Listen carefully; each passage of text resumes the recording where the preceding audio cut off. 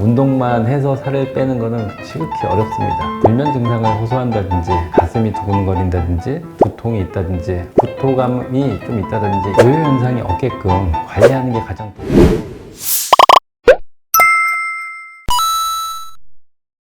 네, 안녕하세요 원장님. 지난번에 이어서 이번에 또 다른 주제를 가져왔는데요.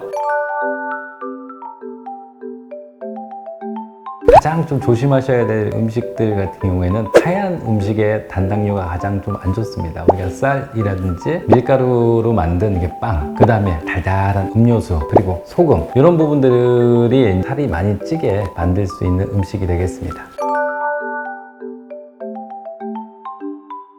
다이어트를 할 때 운동을 열심히 해야 되는 것도 맞긴 하지만 운동만 해서 살을 빼는 거는 지극히 어렵습니다. 그리고 대부분은 식이요법으로 얘기를 해야 되는데 이게 배가 많이 고프면 다이어트를 하는 데 있어 가지고 스트레스뿐만 아니라 신체에 굉장히 좀 안 좋은 영향이 많이 있어서 다이어트를 할 때 특히 한약 같은 경우에는 배고픔이라든지 이런 부분들을 좀 조절을 하면서 전체적인 신체 대사나 이런 부분들을 좀 조절을 하게끔 만드는 한약을 이제 주로 많이 사용을 하는데요. 이거는 각 개인마다 체질적인 부분이라든지 상태를 보고 나서 그 분에 맞는 다이어트에서 이제 가장 많이 알려진 마왕을 사용하는 경우도 많이 있습니다.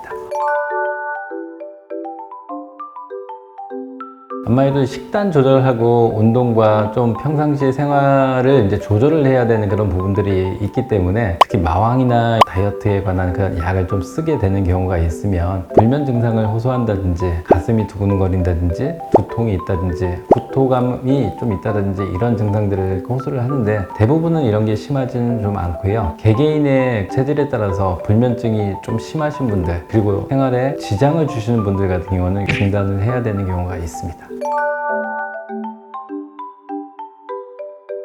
일단은 이제 부작용이나 이런 부분들이 심하지 않게 하려고 하면은 평상시에 갑자기 이제 음식을 끊는다든지 아니면은 너무 심한 운동을 한다든지 그리고 지극히 스트레스를 많이 받는다든지 과도하게 한쪽으로 치우치는 거는 좀 조절을 좀 하셔야 되는 부분이고요. 그리고 음식을 먹거나 이렇게 하실 때 되도록이면은 스트레스를 받아가면서 하실 필요는 솔직히는 없으시고요. 우리가 견과류라든지 아니면은 과일 그 다음에 이제 샐러드라든지 이런 거를 조금 드시면서 식단을 조절을 하시면 부작용도 훨씬 더 줄일 수가 있고요. 배고픔이라든지 내가 의욕이 떨어지거나 이렇게 하는 부분들을 많이 좀 조절을 할 수가 있으실 겁니다.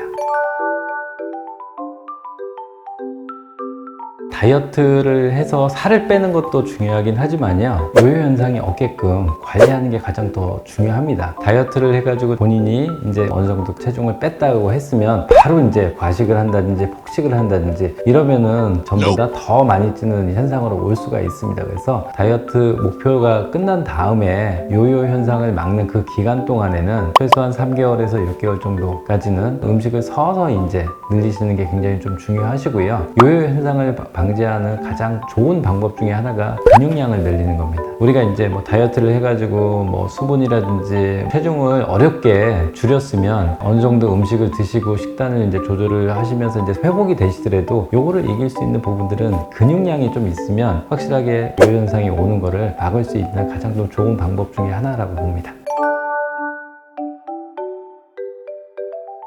다이어트는 그냥 1년 내내 다이어트를 하신다라고 하면은 대부분 다 실패를 하십니다. 그리고 다이어트 약이든 한약이든 아니면 보조제든 이런 약을 이제 1년 동안 계속 복용을 하신다고 해가지고 살이 많이 빠지거나 이렇게 하는 부분들은 아니시고요. 다이어트를 하신다면은 식단 조절과 운동 그리고 생활 습관을 이제 고쳐가면서 어느 정도 단기간에 그 목표하신 체중을 좀 빼시고요. 그러고 나서 나중에 3개월에서 6개월 정도 요요를 막는 어느 정도 생활 습관과 이제 관리를 하시면 다이어트에는 반드시 성공하실 수 있다고 보실 수 있습니다.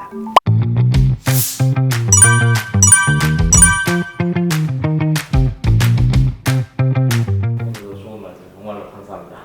네, 감사합니다.